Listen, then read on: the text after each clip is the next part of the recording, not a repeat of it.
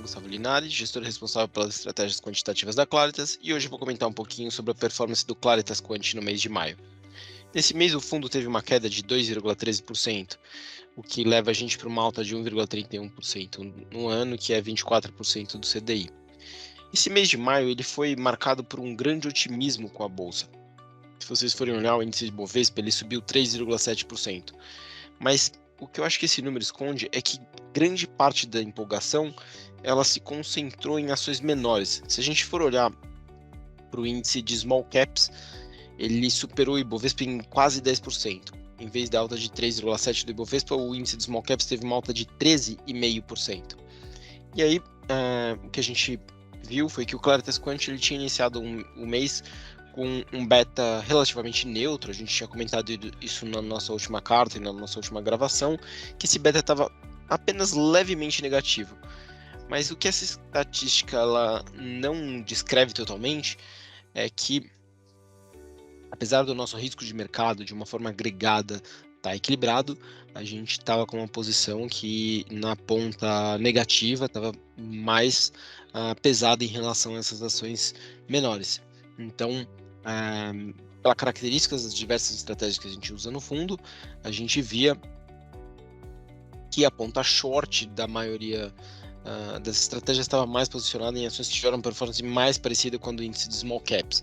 Então, seja porque essas ações vinham sofrendo antes, e isso levaria elas para uma posição mais short no modelo de momentum, por exemplo, ou porque eram ações que estavam com múltiplos um pouco mais caros, que levaria elas para a ponta short na estratégia de valor. O fato é que a gente viu que a maioria dos modelos estava se posicionando dessa forma, então a gente estava com a ponta short que teve uma performance muito mais próxima do índice de small caps, enquanto a ponta long não teve um resultado tão positivo. Isso foi sentido em todos os nossos modelos. Por conta disso, nenhuma das estratégias teve contribuição positiva nesse mês. E aí o pior desempenho ficou com a estratégia de valor, que tirou 1,32 do fundo. Momentum, que também é uma das nossas principais estratégias, teve aí uma performance que impactou o nosso resultado em 0,71%. No ano, Valor e Momentum, que são, como eu comentei, as duas principais estratégias do fundo, seguem como destaque negativo.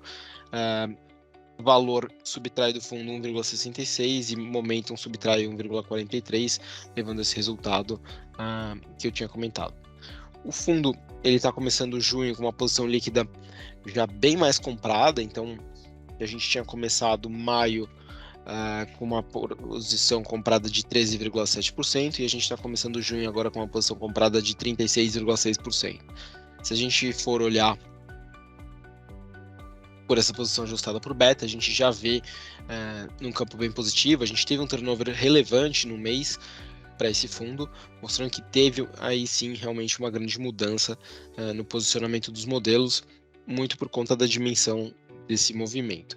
E aí, em termos de exposição bruta, também relacionado com a grande dimensão do movimento, a gente voltou a reduzir a exposição bruta.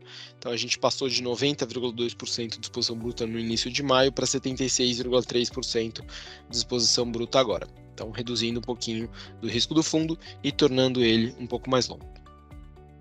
Isso é o que a gente tinha para comentar em relação ao desempenho do fundo ao longo do mês de maio e em relação ao posicionamento para o mês de junho.